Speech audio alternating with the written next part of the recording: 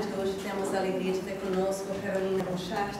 Ela é membro do The Spirit Society of London, está trabalhando conosco na evangelização, na educação infantil, e ela vai estar falando hoje sobre o tema a educação no lar. E com isso vamos passar a palavra a ela, então.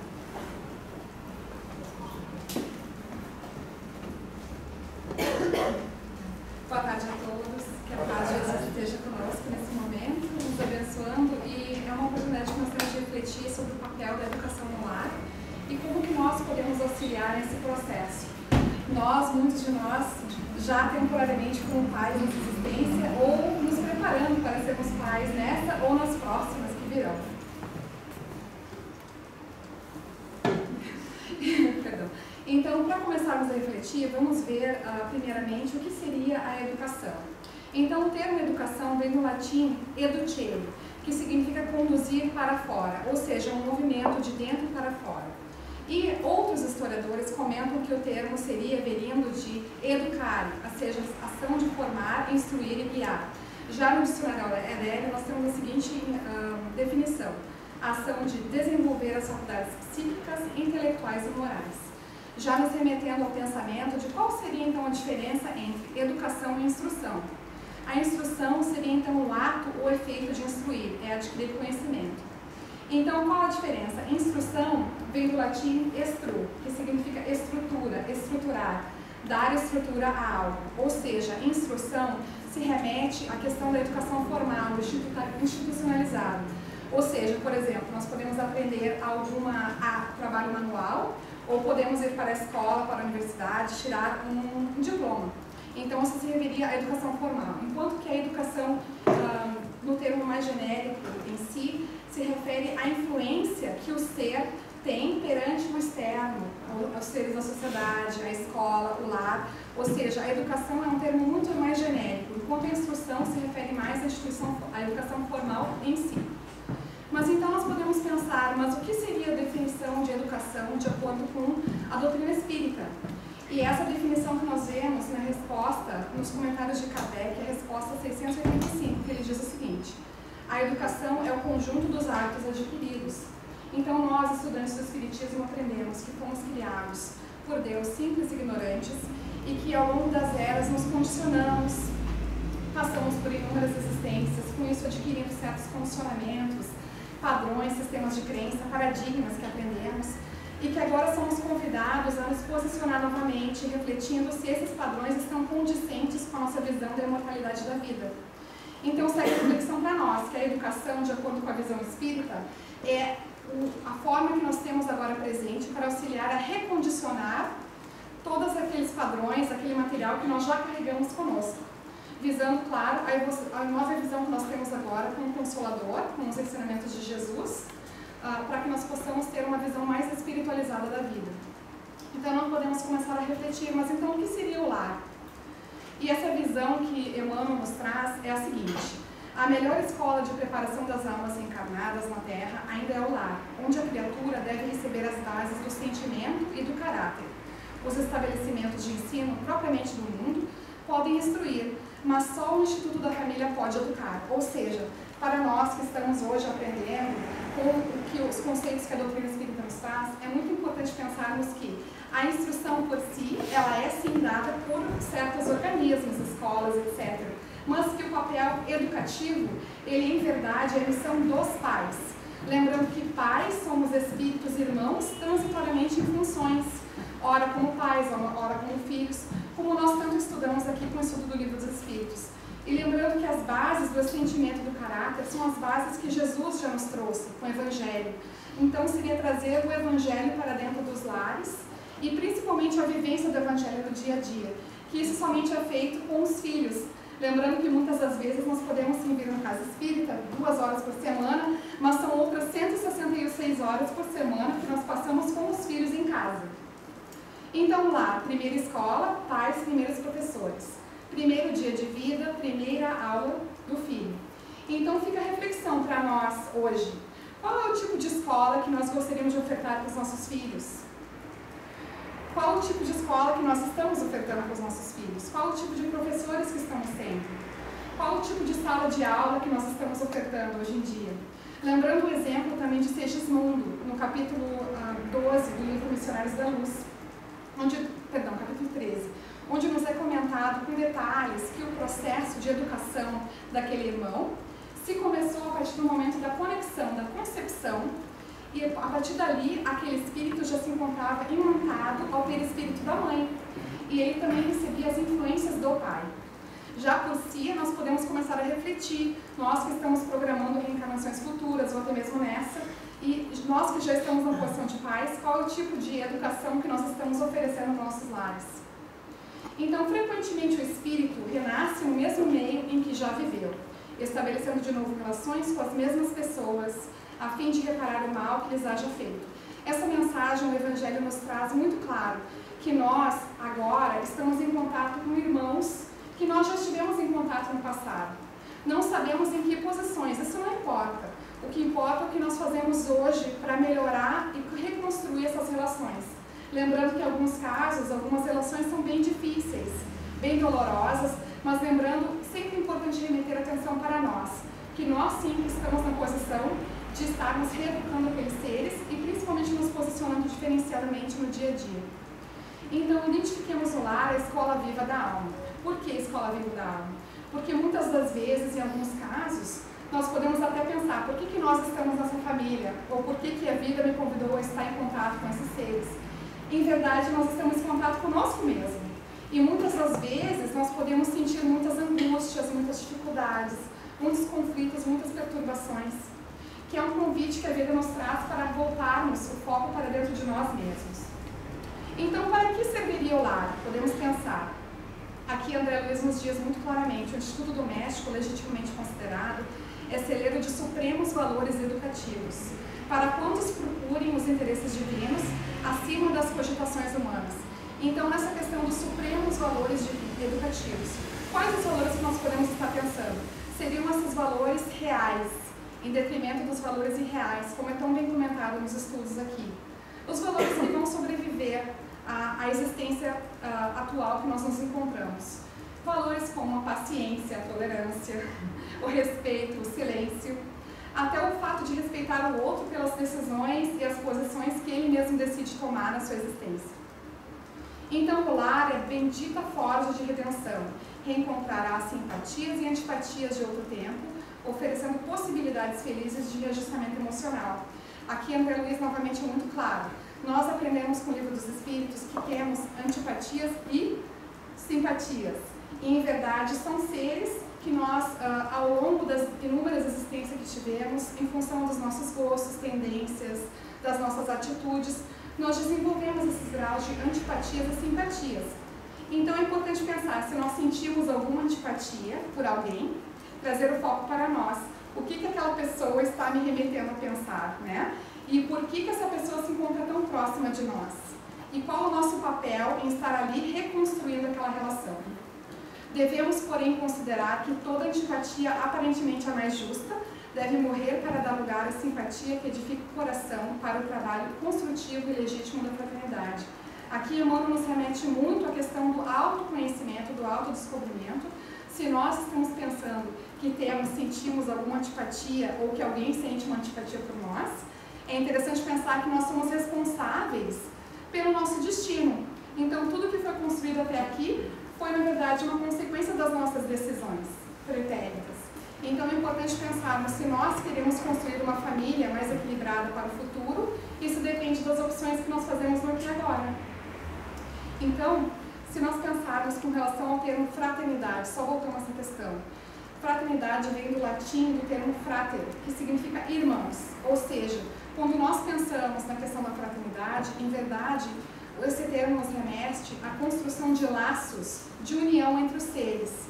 Portanto, se esse ser se encontra, no caso, ao nosso lado, é um convite para que nós possamos aprender principalmente o respeito e lembrar que todos nós temos igualdade de direitos e deveres. Portanto, os outros também têm o direito de não gostar de nós. Por que nós gostaríamos de querer que todos, de agradar a todos, ou querer que todos gostem de nós, né? Nem Jesus conseguiu, quem dirá a nós. Então fica essa reflexão para todos nós. A universidade poderá fazer o cidadão, mas somente o lar pode edificar o homem. Na sua grandiosa tarefa de cristianização, essa é a profunda finalidade do Espiritismo Evangélico. no sentido de iluminar a consciência da criatura, a fim de que o lar se refaça e novo ciclo de progresso espiritual se traduza entre os homens, em lares cristãos, para a nova era da humanidade. Aqui é muito interessante, porque se nós pensarmos em para que serve o lar, serve para iluminar a consciência de cada criatura que ali habita. Lembrando que nós somente somos responsáveis pelo nosso processo evolutivo, ou seja, o processo evolutivo é individual e transferível, mas nós podemos sim, a partir da nossa autoevangelização, influenciar muito positivamente aqueles seres que se encontram ao nosso redor. Até agora foi comentado no estudo do Livro dos Espíritos a importância de nós vivermos aquilo que nós fazemos. E através da vivência nós podemos sim impactar muito os seres que se encontram ao nosso redor. Então, quem seriam os seres que habitam, que compõem o lar? Nós podemos pensar, as pessoas com as quais nascemos e vivemos na Terra são os primeiros e mais importantes instrumentos que recebemos do Pai para a edificação do reino dos céus em nós mesmos. Então, vale a pena refletir, nós todos que estamos inseridos em famílias, em lares, muitos de nós, às vezes, não habitamos com a nossa família consanguínea, mas com membros da nossa família espiritual. Vale a pena refletir. Nós estamos cientes de que somos instrumentos de evolução para alguém?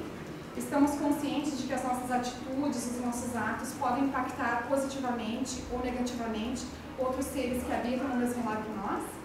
Vale a pena pensar. Os filhos não pertencem aos pais, entretanto, de igual modo, os pais não pertencem aos filhos. Aqui a Emmanuel nos remete à questão da reencarnação, como foi comentado. Nós temporariamente, ora podemos estar na posição de filhos, ora na posição de pais, porque, claro, com a reencarnação, nós temos o esquecimento temporário do passado. Então, é por isso que nós não nos lembramos das posições anteriores que nós tivemos nas famílias. E os espíritos nos explicam também que nós reencarnamos em clãs, porque ali nós estamos tendo uma grande oportunidade de burilamento dos nossos sentimentos interiores. Então, a família consanguínea entre os homens pode ser apreciada como o centro essencial de nossos reflexos agradáveis ou desagradáveis que o pretérito nos devolve. Aqui Emmanuel é muito claro e faz a distinção entre a família consanguínea e a família espiritual, que também nos é muito bem explicado no Livro dos Espíritos. A família consanguínea sendo aquela pela qual nós mantemos os laços conectados com a matéria, e a família espiritual é aquela que nós já construímos laços superiores, através dos nossos posicionamentos e nossas construções. Então, a nossa grande missão dentro da família é para que nós possamos substituir esses laços consanguíneos por laços espirituais, que serão laços que se manterão após essa existência. Lembrando sempre que a família, ela se encontra, a função da família, ela serve para formar os seres para viver em sociedade. Portanto, é mais um convite para que nós refletamos que a família é a microcélula, onde o ser se prepara para ir de encontro à macrocélula, que é a vida em sociedade em geral. Então, esses reflexos agradáveis ou desagradáveis, novamente remetendo para nós, são construções de nós mesmos, das decisões pretéritas que nós tomamos. Então, onde se inicia o lar? Nós podemos pensar. Dois seres em se unindo no casamento não estão unicamente chamados ao rendimento possível da família humana e ao progresso das boas obras a que se dediquem, mas principalmente ao amparo mútuo. Quando nós refletimos sobre a questão da formação do lar, são dois seres que optam por livre e espontânea vontade. Nós sabemos que existem compromissos espirituais muito grandes, né, entre dois seres que formam o lar, para estarem juntos naquela programação espiritual, mas principalmente desenvolvendo um amparo mútuo. Então, o casal é convidado, os dois seres, a estabelecerem um diálogo fraterno.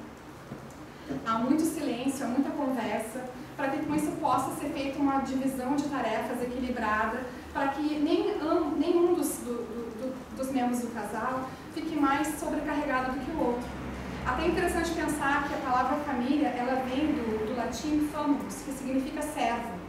E isso, no passado, as mulheres é que eram as grandes encarregadas pela educação dos seres que ali se encontravam, bem como de tomar conta da casa. E o homem era responsável pelo sustento do lar. Mas hoje em dia, em muitos casos, não funciona mais assim. A mulher também precisa trabalhar fora de casa e o homem é convidado a auxiliar nessas questões domésticas também.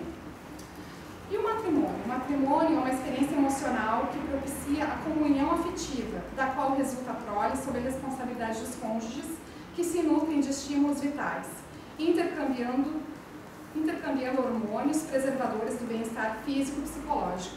Aqui nesse item do livro SOS Família, Joana de Ângeles nos remete ao desenvolvimento da inteligência emocional e da importância de que os casais, as pessoas que ali estejam envolvidas nos lares, que dali vem a prole, que eles possam cada vez mais manter o diálogo franco, mas principalmente a comunhão afetiva, o respeito, desenvolvendo o carinho, a atenção, o amor em si, mas de uma forma mais sublimada, para que com isso possa ocorrer um nível de maturidade maior entre ambos os cônjuges e poder proporcionar maior equilíbrio para a prole que ele se encontra. Então fica o convite para que nós possamos refletir, nós que estamos temporariamente na posição de uma parceria, né, com a prole ali no nosso lar, fica essa reflexão, quais são os estímulos vitais que nós estamos proporcionando para aqueles que se encontram temporariamente na posição de nossos filhos. E se nós pensarmos qual a finalidade, então, da paternidade e da maternidade responsável, vale lembrar. A tarefa dos pais na missão da paternidade responsável é colocar os filhos no caminho em que devem seguir para que se tornem homens de bem. Nós aprendemos com o Evangelho e o Espiritismo que o real homem de bem é aquele que pratica a lei de amor, justiça e caridade. Ou seja, aquele que se questiona todos os dias se fez realmente tudo que foi devido, se cumpriu com todos os seus deveres, se não ofendeu a ninguém. E por aí vai, é uma reflexão diária que nós somos convidados a fazer, ou seja, fazer todo o bem que me esteja possível, todos os dias.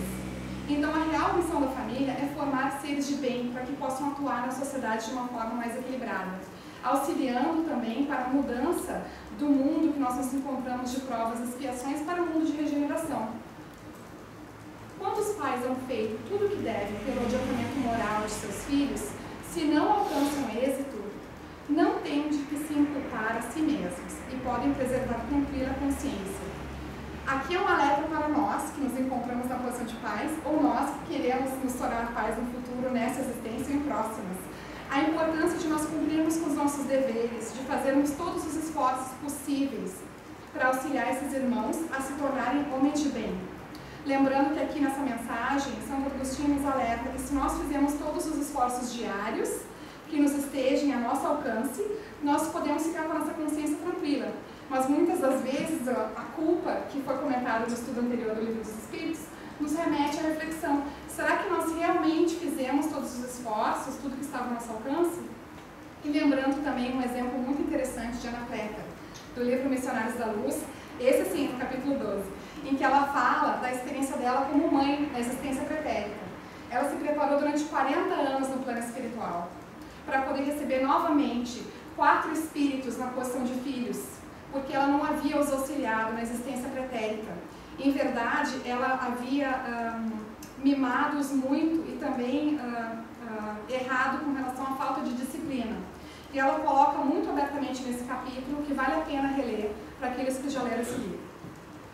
Então, nós podemos refletir como fica a questão da família com relação aos pais. Esse diagrama foi tirado do livro Saúde da Relação Pais e Filhos, do Dr. Alírio de Cerqueira Filho, e nós podemos ver que são 2 colaboradores, um pai e a mãe, que vêm na função de colaborar, de co-criar, filhos de Deus, irmãos em humanidade, transitoriamente filhos do casal. Lembrando que são 2 pessoas que são convidadas por Deus, na função de pais, a aproximarem esses irmãos de Deus. Essa é a grande função da família. Mas que podem aceitar o convite ou não. Então, vale a pena refletir se nós estamos realmente aceitando o convite que nos foi feito, né, com relação à educação desses seres que estão próximos a nós. E qual seria, então, a finalidade da infância? Muitos podemos nos questionar. A partir do nascimento, suas ideias tomam gradualmente impulso à medida que os órgãos se desenvolvem. Então, aqui o Evangelho é muito claro. Nós sabemos que os irmãos que reencarnam na posição de filhos, as crianças, em verdade, são espíritos adultos. Eles se encontram temporariamente naquela posição de criança, para que com isso as suas tendências, como nós falamos no início, as suas tendências à reeducação, elas possam ser moldadas, serem aparadas pelos pais, que se encontram com o dever de apará-las. Mas lembrando que essas tendências vão surgindo gradualmente, e principalmente no período da primeira infância, que é do 0 aos 7 anos, é um período mais crucial para auxiliar esses irmãos no processo reeducativo. Nós temos também o período da segunda infância, que vai dos 7 até os 12 anos, mas o período em que a criança se encontra mais aberta aos pais, ao auxílio dos pais, é no período da primeira infância.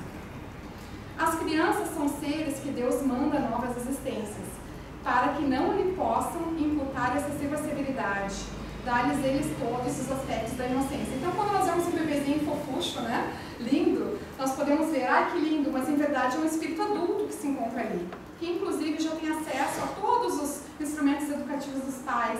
Os pais já podem, desde então, começar a auxiliar, reeducando aqueles irmãos.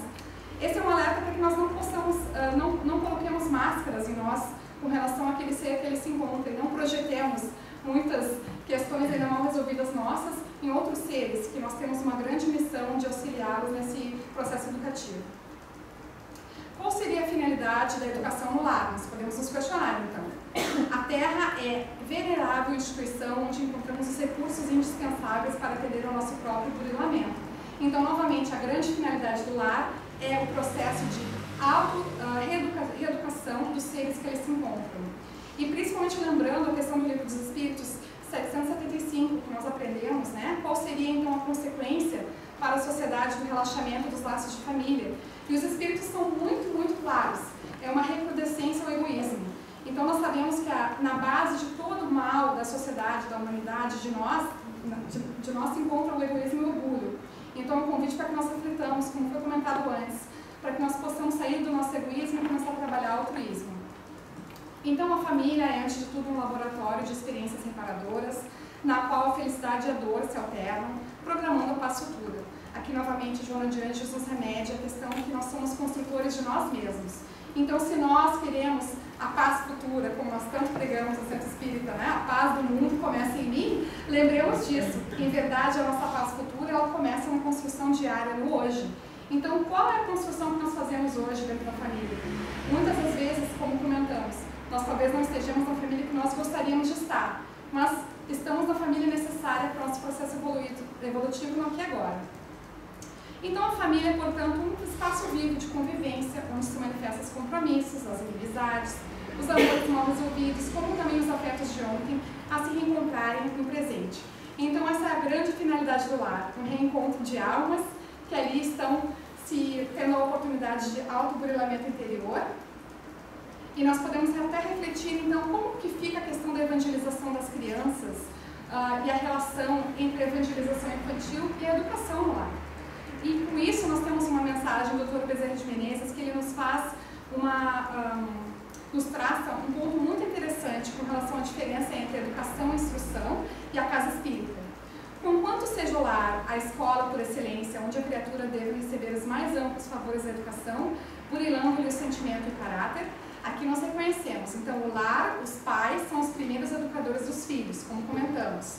Eles são os exemplos vivos do Evangelho de Jesus com relação aos seus filhos, espíritos temporariamente na posição de filhos ali. Então, auxiliando-os a burilar o sentimento e o caráter com base no Evangelho de Jesus. Mas ele continua. Não desconhecemos a imperiosidade de os pais buscarem noutras instituições sociais o justo apoio à educação da prole, e assim deverão encaminhar os filhos no período oportuno para a escola do saber, viabilizando-lhes a instrução. Aqui ele fala da importância da instrução, que nós devemos sim levar os nossos filhos para serem instruídos nas escolas formais que existem no mundo. Agora, existe uma grande diferença entre educação e instrução. E ele continua. Entretanto, jamais deverão descuidar-se de aproximá-los dos serviços de evangelização, em cujas abençoadas atividades se proporcionará a formação espiritual da criança e do jovem diante do porvir. Portanto, aqui nós podemos ver a importância que a evangelização infantil tem para os jovens, para as crianças, que nós, como já foi comentado, se nós queremos ser exemplos vivos daquilo que nós pregamos, nós precisamos sim trazer as nossas crianças e jovens para a casa espírita, com isso ensinar o Evangelho de Jesus para eles, mas principalmente trazer os conceitos básicos que a doutrina espírita nos ensina, através dos inúmeros recursos que a vida nos dispõe, entre eles a casa espírita e o outro que nós veremos em seguinte. O Evangelho no lar é um grande recurso disponível para nós, para auxiliar também no processo educativo dos seres que eles se encontram. E nós podemos até pensar no culto do Evangelho de uma forma generalizada, como seria? Emmanuel nos traz essa resposta no livro Evangelho no Lar. O culto do Evangelho no lar não é uma inovação, é uma necessidade em toda parte, onde o cristianismo lance raízes de aperfeiçoamento e sublimação. Quando o ensinamento do Mestre vive entre as quatro paredes de um templo doméstico, os pequeninos sacrifícios tecem a felicidade comum. Então vale a pena refletir sobre o Evangelho no Lar. É um recurso que nós temos disponível, uma reunião semanal que dura em média 30 minutos. Algumas pessoas optam por fazer mais frequentemente, talvez uma vez por dia, uma vez a cada 2 dias. Uma vez por semana é o mínimo recomendável, onde os benfeitores espirituais terão condições de participar dessa reunião, de preferência sempre com uma hora e dia marcado, né? Com a sua assiduidade. E é um local, é um momento onde a família, todos os membros se reúnem para que possam abrir seus corações, falar sobre as suas angústias, as suas dúvidas, que os pais possam pedir desculpas, se precisam pedir desculpas também, mas que nós principalmente possamos dar uma oportunidade para aparar essas arestas, entendendo que ali se encontram irmãos que nós talvez tenhamos ferido ou que ferimos mesmo no passado, mas que temos essa oportunidade de solidificar pontes, de construir novas pontes de relacionamento entre os seres. E nós podemos também refletir o exemplo de Fábio. Fábio, no livro Obreiros da Vida Eterna. Esse livro fala da excursão espiritual, onde Jerônimo, Padre Hipólito, Luciana e André Luiz fizeram até a Terra. Eles foram uma excursão espiritual auxiliar 5 espíritos que estavam prestes a desencarnar. E ficaram muito impressionados com Fábio, com a sua postura, porque ele era uma pessoa que era cumpridora dos seus deveres, um pai zeloso, cuidadoso e atencioso para com a esposa e os filhos. E ele percebeu, nós podemos ver por essa figura aqui no projeto, que é por sinal do Projeto Imagem, onde nós podemos perceber que existia uma barreira fluídica em volta da casa de Fábio. Em função de quê? Em função da construção daqueles seres, dos seus processos de auto-evangelização, através dos estudos no Evangelho no Lar. Ou seja, Fábio fazia estudos semanais com os filhos e com a esposa e os auxiliou no processo reeducativo. Tanto que ele estava prestes a desencarnar, e nós podemos ver por essa última cena que ele teve a oportunidade de auxiliar, através do mentor espiritual. O mentor passou certas instruções pela inspiração para ele, e ele pôde auxiliar aqueles irmãos a se prepararem para um momento crucial que eles estariam enfrentando, que era o desencarne do pai de Fábio. Mas pode-se perceber também que até no próprio livro é muito bem narrado, que no próprio enterro de Fábio havia uma certa aura de paz, de serenidade, e que não foi uma construção por acaso. Nós sabemos, a doutrina espírita nos ensina que nada ocorre por acaso, nada é dado, tudo é em função do nosso esforço, da nossa vontade, do nosso mérito. E Fábio, em função de ter construído isso ao longo de inúmeros anos com aqueles filhos e com aquela esposa, pôde ter acesso a todo esse patamar de auxílio. Nós podemos também, não sei se foi possível ver pela figura anterior, que a casa em si, ela era tão protegida que ela não tinha acesso externo de perturbações desequilibradas, mas isso em função do processo de evangelização dos membros da casa. Ou seja, não era só Fábio, era também a esposa e os filhos, que estavam ali constantemente trabalhando, se abrindo os corações e estando em contato com a vida superior dentro do próprio lar. Por isso nós podemos ver a importância desse recurso que está disponível a todos nós, que pode muito bem nos auxiliar com todos os problemas que nós talvez estejamos enfrentando dentro do lar. E a importância de convidarmos, lembrando que se algum membro da família não quiser participar, é importante respeitar, né, aquela pessoa, entender que ele tem um livre-arbítrio, ela tem um livre-arbítrio para tal, mas que nós possamos continuar com os nossos deveres e trazer a luz do Evangelho para dentro dos nossos lares. E para terminar, nós tiramos essa parte do livro SOS Família, de Joana de Ângeles, onde ela diz: quando os recursos do Evangelho forem bem utilizados, a pacificação e a concórdia dominarão os corações. Então, que nós possamos refletir qual é o nosso papel perante a reeducação nossa em primeiro lugar, mas a reeducação daqueles seres que se encontram a nosso lado, nos nossos lares. E também os recursos que estão disponíveis, já que a vida já nos disponibilizou, para que nós possamos trazer mais pacificação e concórdia para dentro de nós e também para os outros. Lembrando que todos nós temos, sim, um papel muito importante em trazer esse mundo de regeneração que tanto é falado, através do nosso processo de paz interior.